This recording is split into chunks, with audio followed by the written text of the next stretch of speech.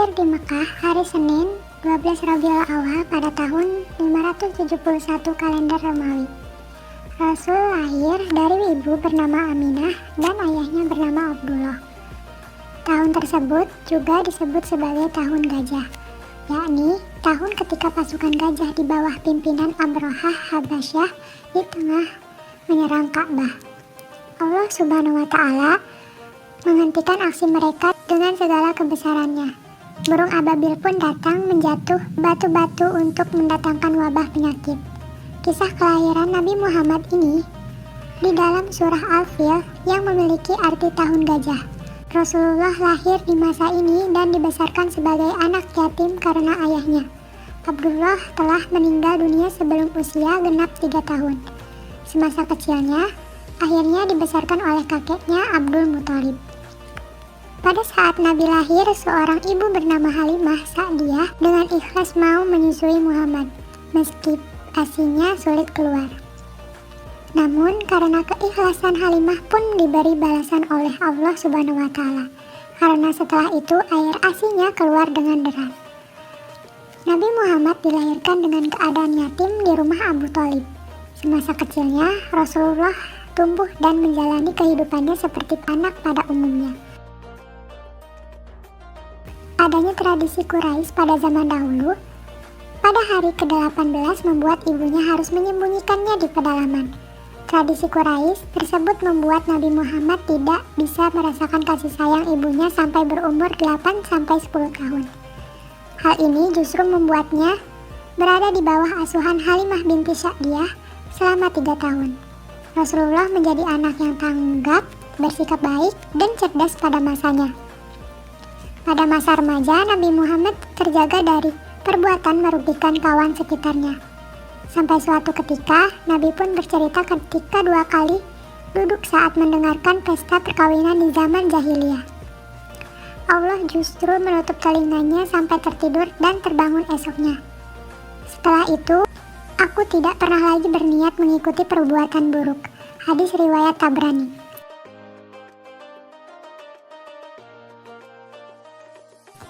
Muhammad yang menginjak usia 20 tahun di Mekah yang bertepatan peristiwa Harbul Fijar antara kabilah Quraisy melawan Qais dan Ailan. Menjelang usia Nabi Muhammad yang dewasa membuatnya semakin menekuni dunia bisnis. Nabi pun berdagang dengan kawan terbaiknya yakni Sa'ib bin Abi Sa'ib. Barulah pada saat berusia 25 tahun Rasulullah menjalin kerjasama bisnis bersama wanita kaya raya yakni Siti Khadijah. Perkenalan Muhammad dengan Khadijah memang berawal dari dunia perniagaan. Perempuan ini biasa membiayai kafilah perdagangan Mekah ke Suriah untuk nanti membagi keuntungan bersama mitranya. Hal ini menjadi alasan bagi mereka berdua dalam melakukan perjalanan dagang tersebut. Banyaknya kegiatan perdagangan yang melibatkan mereka berdua membuat Khadijah merasa kian tertarik. Perempuan ini akhirnya mengutus seorang sahabatnya, Nafisah binti Umayyah, untuk menyampaikan keinginannya yakni melamar Muhammad. Muhammad SAW menyampaikan kabar gembira ini kepada paman-pamannya. Salah satunya yakni Hamzah bin Abdul Muthalib lantas mendatangi rumah Walid bin Asad dengan Muhammad untuk melamar Khadijah. Maka menikahlah mereka berdua ketika berusia 28 tahun. Nabi Muhammad akhirnya memulai dakwahnya secara terang-terangan pada keluarga paling dekat yaitu kalangan Bani Hashim. Hanya Ali bin Abu Thalib yang mau menerima dan memutuskan untuk beriman kepada Allah. Sementara Abu Thalib ikut melindungi Rasul saat berdakwah. Dakwah secara terang-terangan ini selalu mendapatkan pertentangan oleh kaum Quraisy. Bahkan beberapa orang menuduh Nabi Muhammad gila dan melemparkan kotoran ke tubuh Nabi. Abu Jahal dan Abu Lahab sebagai pamannya bahkan juga ikut menentang Rasul selama berdakwah. Bersama dengan kaum kafir Quraisy lainnya, Abu Jahal dan Abu Lahab menentang dakwah Rasulullah. Keduanya bahkan sempat mengintimidasi pengikutnya agar meninggalkan Nabi. Mereka khawatir jika ajaran dari Muhammad hanya bisa merusak agama nenek moyang yakni menyembah berhala. banyak dari kaum Quraisy yang mencoba segala cara untuk membunuh Nabi Muhammad. Mereka juga memberikan uang tebusan pada Abu Thalib agar membiarkan Rasul wafat. Rencana pembunuhan ini pun sering melibatkan orang luar agar tidak memecahkan perang saudara.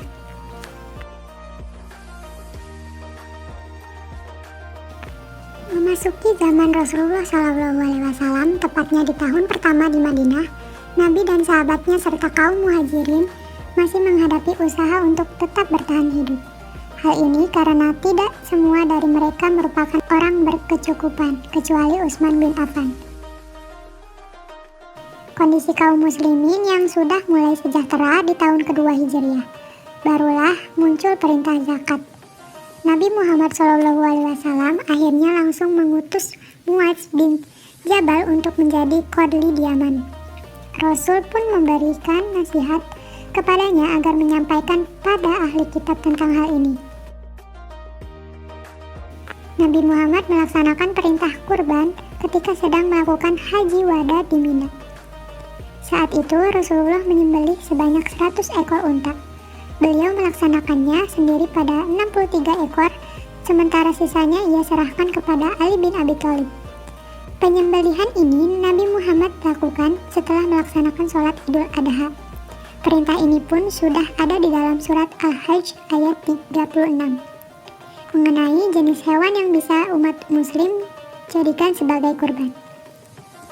Sebagai umat muslim juga harus mengetahui cara menyembelih dan tujuannya.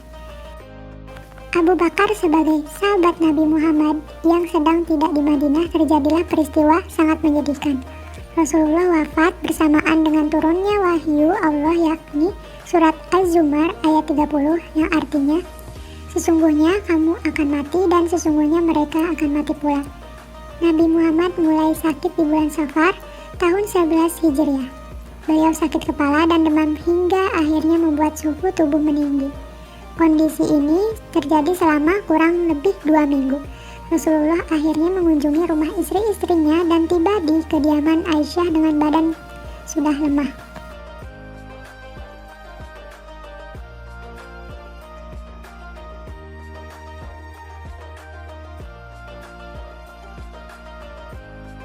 Mukjizat yang luar biasa Nabi Muhammad dari Allah. Allah memberikan kemampuan yang begitu luar biasa dan sama halnya seperti Nabi Musa, Isa, dan Sulaiman. Mukjizat akan mendukung kebenaran kenabian untuk para nabi dan rasulnya. Maksud lainnya adalah melemahkan lawan dan musuh jika hanya merugikan dan membahayakan umat muslim. Mukjizat Nabi Muhammad SAW yang luar biasa. Sejak kecil, Nabi Muhammad SAW sudah memunculkan tanda-tanda keistimewaan. Pada saat mencapai usia 12 tahun, Nabi Muhammad SAW pergi ke Syam bersama pamannya untuk berdagang. Ketika itu, mereka berdua bertemu dengan seorang pendeta yang berpesan Muhammad kecil memiliki keistimewaan dan tanda-tanda kenabian. Berikut beberapa mukjizat Nabi Muhammad SAW. Yang pertama yaitu Al-Quran Al-Karim. Mukjizat Nabi Muhammad SAW yang paling terbesar adalah diturunkannya kitab suci Al-Quran sebagai pedoman umat manusia. Berbeda dengan kitab-kitab suci sebelumnya, Al-Quran memiliki keunggulan tetap relevan di setiap waktu dan setiap tempat. Al-Quran juga tetap terjaga keasliannya karena sebagai pedoman dan rahmat bagi seluruh alam. Mempelajari Al-Quran dinilai sebagai ibadah.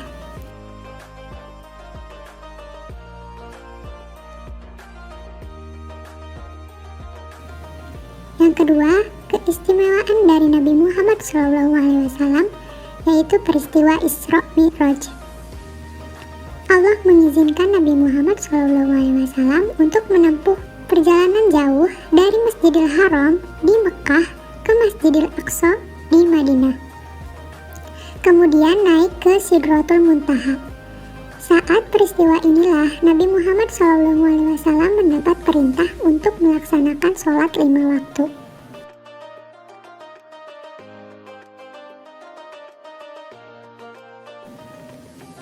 Mukjizat Nabi Muhammad SAW yang selanjutnya yaitu membelah bulan, yang terjadi akibat dari tantangan kaum kafir Quraisy yang belum percaya atas kenabian Nabi Muhammad SAW. Sehingga mereka menantang Nabi Muhammad untuk membelah bulan. Atas izin Allah Subhanahu wa Ta'ala, beliau pun berhasil membelah bulan. Hadis riwayat Bukhari berkata bahwa orang-orang Mekah meminta utusan Allah untuk menunjukkan kepada mereka mukjizat, dan ia menunjukkan kepada mereka pemisahan bulan.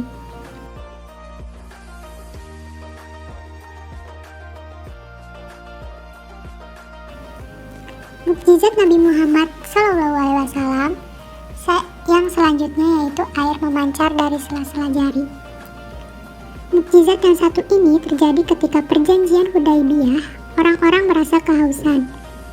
Usai berwudu, mereka mendekati Nabi Muhammad SAW dan mengatakan bahwa mereka kehabisan air untuk wudu dan untuk minum. Melihat masyarakat yang kesusahan memenuhi kebutuhan air, Nabi Muhammad SAW meletakkan tangannya ke dalam panci dan air pun mulai mengalir dari jari jemarinya seperti sumber mata air.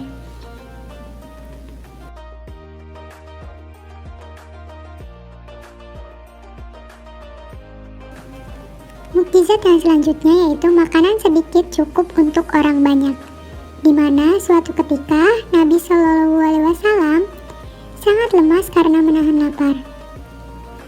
Kemudian Abu Talhah mendengar kondisi tersebut dan mengundangnya untuk makan bersama di rumah Abu Talhah. Namun Abu Talhah dan istrinya hanya memiliki sedikit makanan. Ternyata Rasulullah datang dengan para sahabatnya untuk ikut makan di rumah Abu Talhah. Abu Talhah pun akhirnya cemas bagaimana harus menjamu tamu sebanyak itu. Sebelum acara makan dimulai, Rasulullah SAW mendoakan makanan sedikit yang dihidangkan tersebut.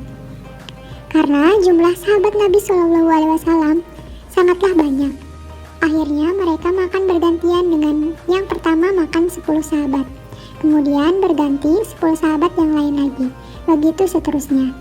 Akhirnya semua sahabat yang datang makan dengan kenyang. Padahal jumlah mereka waktu itu sekitar 70 hingga 80 orang. Bahkan Nabi SAW dan keluarga Abu Talhah pun juga ikut makan dengan kenyang.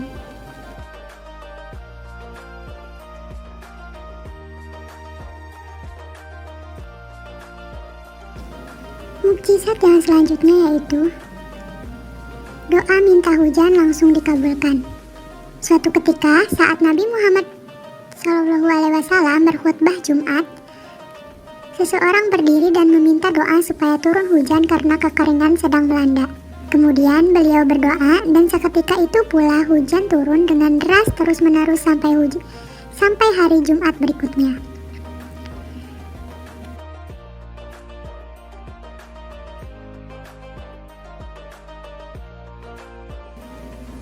Mukjizat yang selanjutnya yaitu mengobati sakit mata. Allah sembuhkan seketika. Sebelum penaklukan banteng Khaybar, Rasulullah SAW menunjuk Ali bin Abi Thalib sebagai pemegang bendera pasukan. Kebetulan Ali sedang menderita sakit mata. Karena harus berperang, maka Rasulullah SAW memanggil Ali dan meludahi mata Ali yang sakit.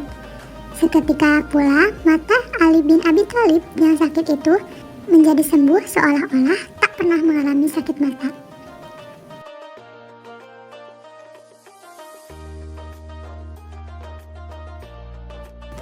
Mukjizat yang selanjutnya yaitu kewahyuan Nabi Muhammad SAW di Gua Hiro. Ketika berusia 40 tahun, Nabi Muhammad SAW melakukan uzlah di Gua Hiro. Ia merenungi kegelisahan karena kondisi kaumnya yang jahiliyah. Banyak orang yang membunuh bayi, perempuan dan menguburnya hidup-hidup, melakukan tindakan kemaksiatan dan menyembah berhala. Ketika tanggal 17 Ramadan, datanglah malaikat Jibril menghampiri Nabi Muhammad SAW di Gua Hiro dengan memeluknya sangat erat. Ketika itu malaikat Jibril yang menyampaikan wahyu dari Allah Subhanahu wa Ta'ala. Wahyu pertama yang turun adalah surat Al-Alaq ayat 1-5. Karena belum pernah mengalami hal itu sebelumnya, Nabi Muhammad SAW merasakan ketakutan hingga beliau pulang meminta diselimuti oleh sang istri Sayyidah Khadijah. Kemudian ketika itu turunlah wahyu kedua, yaitu surat Al-Mudaththir ayat 7, yang artinya, "Hai orang-orang yang berselimut, bangunlah, lalu berilah peringatan, dan agungkanlah Tuhanmu, dan bersihkanlah pakaianmu, dan tinggalkanlah segala perbuatan yang keji. Dan janganlah kamu memberi dengan maksud memperoleh balasan yang lebih banyak. Dan karena Tuhanmu, bersabarlah."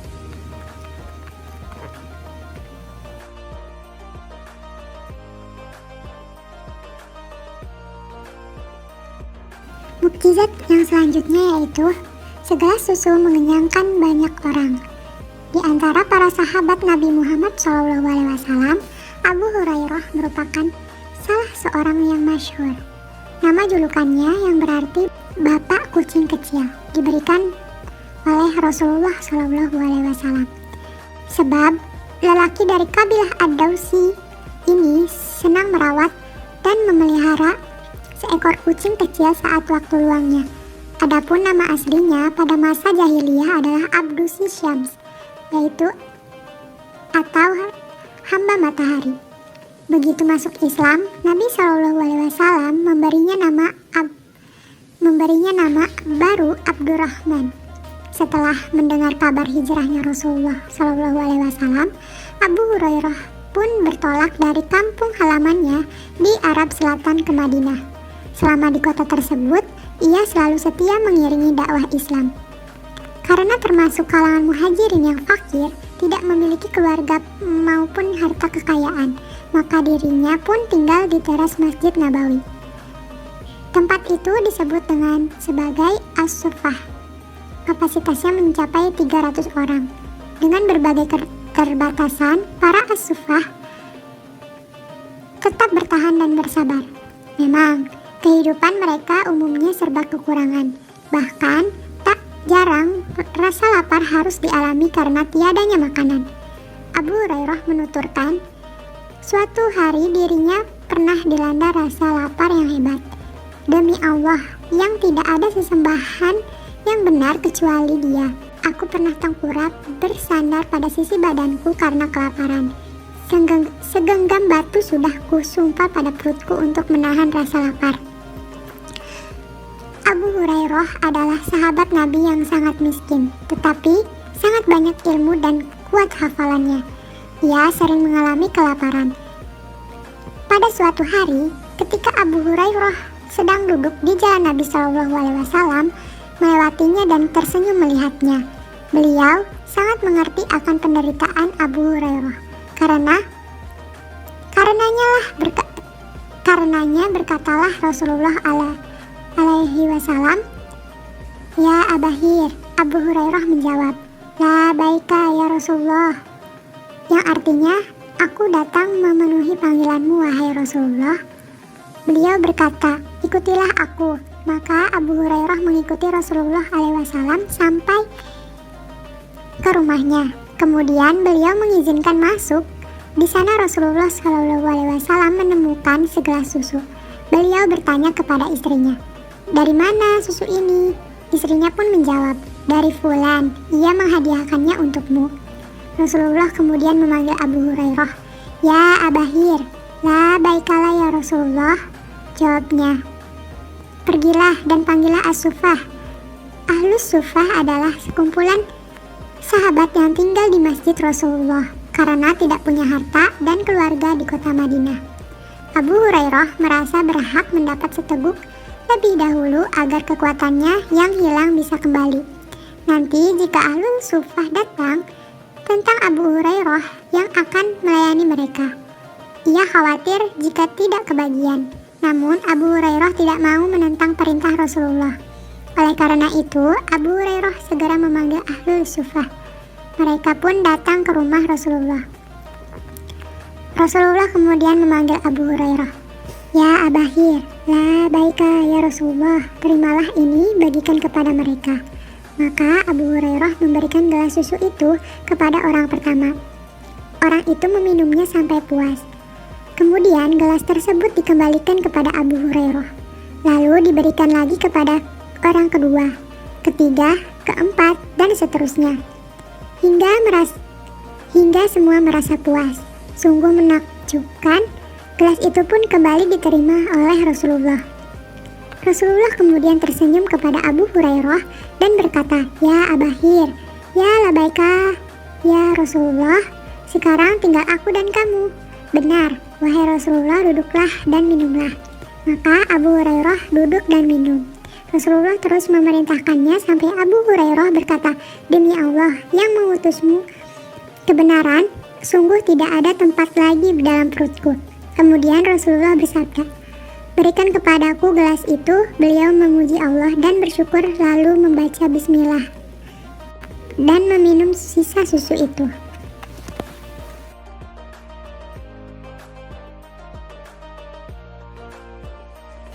Doa minum susu.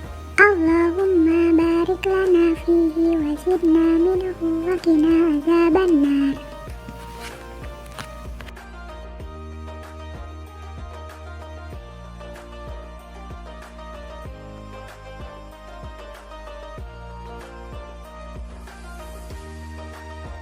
Selanjutnya terdapat mukjizat dari Nabi Musa, Nabi Isa, dan Nabi Sulaiman. Yang pertama yaitu Nabi Musa merupakan nabi yang memerangi Raja Fir'aun yang tamak. Dia memimpin Bani Israel agar menyembah Allah. Atas izin Allah, Nabi Musa juga memiliki mukjizat antara lain. Yang pertama yaitu mampu menghidupkan orang mati. Yang kedua memiliki tongkat yang bisa berubah menjadi ular. Yang ketiga mampu membelah Laut Merah. Dan yang keempat dianugerahi kitab Taurat yang berisi tentang 10 firman Allah bagi Bani Israel.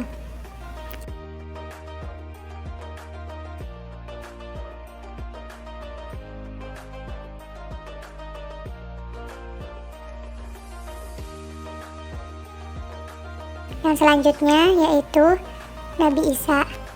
Nabi Isa adalah nabi yang tidak memiliki ayah dan lahir dari seorang wanita suci bernama Maryam. Beberapa mukjizat Nabi Isa yaitu yang pertama, bisa berbicara saat bayi. Yang kedua, menghidupkan burung dari tanah liat. Yang ketiga, menghidupkan orang yang sudah mati. Dan yang keempat, menyembuhkan orang buta dan penyakit sopak. Dan yang kelima, menurunkan hidangan dari langit. Yang terakhir mukjizatnya yaitu dianugerahi kitab Injil.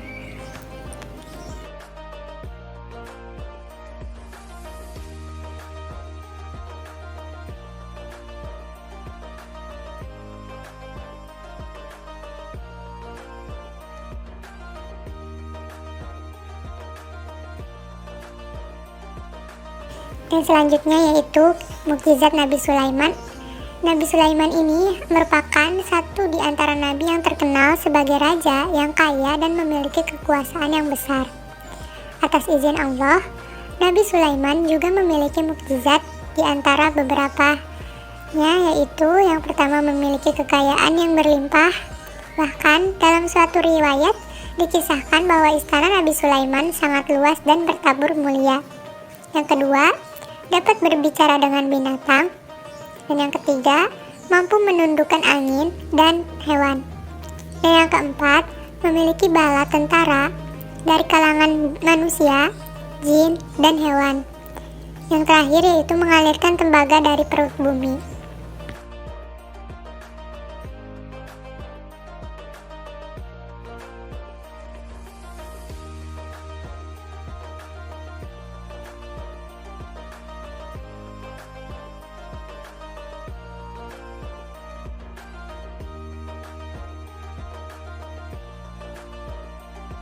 Mukjizat yang selanjutnya yaitu Nabi Ismail. Nabi Ismail merupakan anak Nabi Ibrahim dan istrinya Hajar.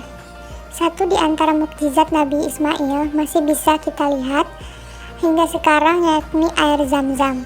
Nabi Ismail juga sempat menerima perintah Allah untuk disembelih oleh ayahnya sendiri.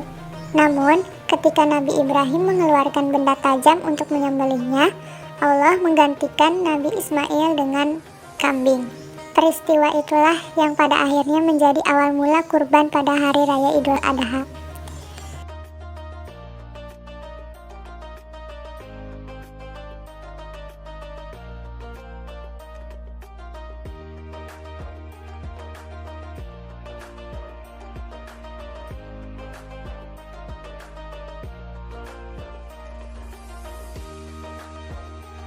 Yang selanjutnya yaitu Nabi Ibrahim. Nabi Ibrahim merupakan satu di antara nabi yang kisahnya banyak diceritakan dalam Al-Quran.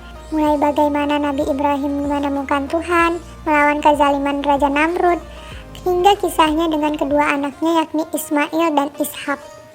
Nabi Ibrahim juga memiliki mukjizat, diantaranya yaitu yang pertama, tetap hidup meski dibakar dengan api.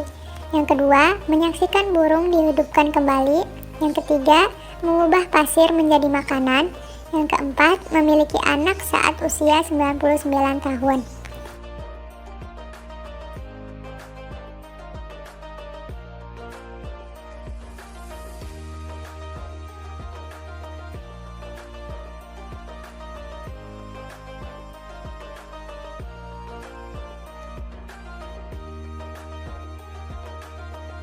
Yang selanjutnya yaitu Nabi Idris adalah keturunan keenam Nabi Adam yang terkenal dengan kecerdasannya.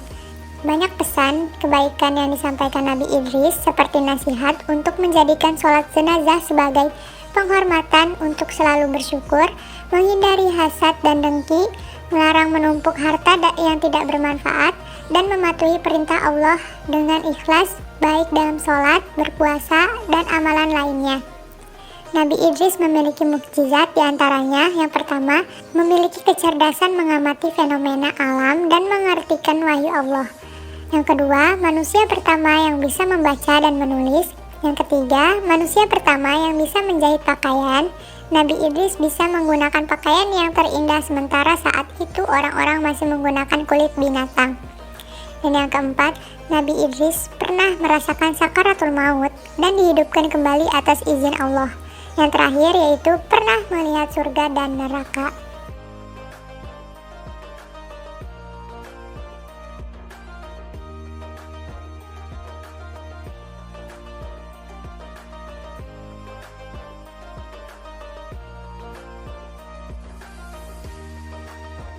Nah, sekian penjelasan kisah Nabi dan mukjizat para Nabi dari kami. Semoga bermanfaat. Terima kasih telah menonton. Sampai jumpa di cerita selanjutnya.